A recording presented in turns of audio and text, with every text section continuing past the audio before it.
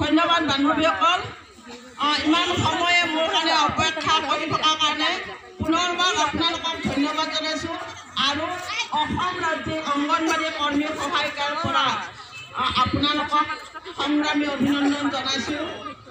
মোৰ ঘৰটো আপোনালোকে জানে, বহু দূৰত মোৰ ঘৰ, সেয়েহে মোৰ আহি পাওঁতে অলপ দেৰি হ'ল, তাৰ কাৰণে আপোনালোকে বেয়া নাপাব।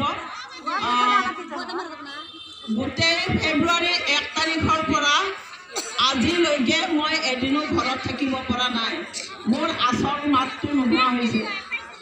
মই অলপ জোৰছে কথা ক'ব লগা হৈছে। সদায় এনেধৰণে ফেব্ৰুৱাৰী 1 তাৰিখৰ পৰা আজি 23 তাৰিখ লাগাতাৰ গুৱাহাটীত আছিলোঁ। 12 তাৰিখে গুৱাহাটীৰ পৰা আহিলোঁ আৰু তেতিয়াৰ পৰাই গোটেই প্ৰকল্পবিলাকত অসমৰ য'ত য'ত যাব পাৰোঁ গৈ আছোঁ। আৰু লক্ষীপুৰ মোৰ তেনে আপোন, মোৰ নিজৰ জিলা। লক্ষীপুৰৰ ছোৱালীবিলাক মোৰ কলিজা। গতিকে আপোনালোকৰ তাতে নাহিলে মোৰ বহুত বেয়া লাগিব।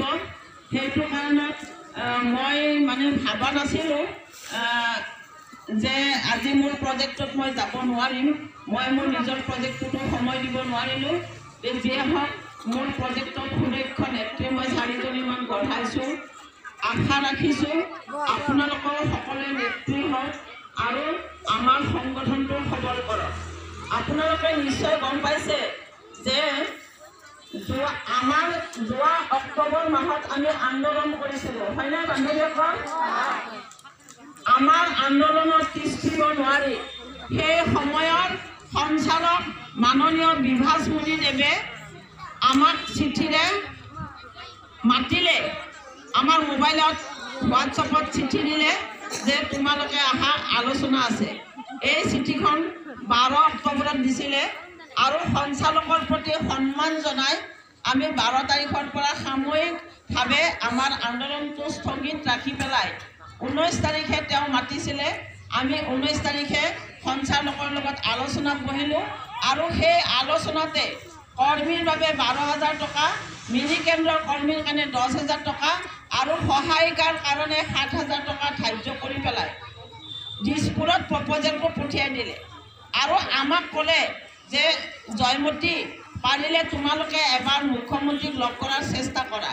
আমিও চেষ্টা কৰি আছোঁ, কিন্তু আজিলৈকে তেওঁক আমি লগ নাপালোঁ। কেইবাবাৰো দিছপুৰত গ'লোঁ, আনকি মুখ্যমন্ত্ৰীৰ PAকো আমি লগ ধৰি কিনে তেওঁক লগ কৰাই দিব ক'লোঁ।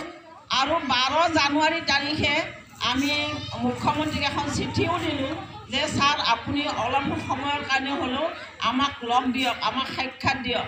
কিন্তু মুখ্যমন্ত্ৰীৰ আহৰি নাই। আমাৰ নিচিনা সাধাৰণ মানুহৰ কাৰণে এইগৰাকী মুখ্যমন্ত্ৰীৰ একো মন কাণ নাই। কাৰণ তেওঁলোকে বৰ্তমানৰ চৰকাৰখনেতো আপোনালোকে গম পাইছে, বৰ্তমানৰ চৰকাৰখনে এওঁলোকে এনেকুৱা লেতেৰা ৰাজনীতি কৰিছে, হিন্দু মুছলমান সৰু ডাঙৰ এনেকুৱা ধৰণৰ ৰাজনীতি কৰিছে। ৰাতিপুৱা হিমন্ত বিশ্ব শৰ্মাই যিটো কথা কয়, সন্ধিয়া সম্পূৰ্ণ বেলেগকৈ কয়। এতিয়া কথা হ'ল, এইখন চৰকাৰৰ নীতিক আমি ওপৰাব লাগে। বাট চাইছোঁ আমি। বাজেট 12 তাৰিখে উত্থাপন হ'ল। বাজেটত আমাৰ কথা একো নুলিয়ালে। ইতিমধ্যে কেইবাগৰাকীও বিৰোধী দলৰ MLA আমাৰ কাৰণে যুঁজ কৰি আছে।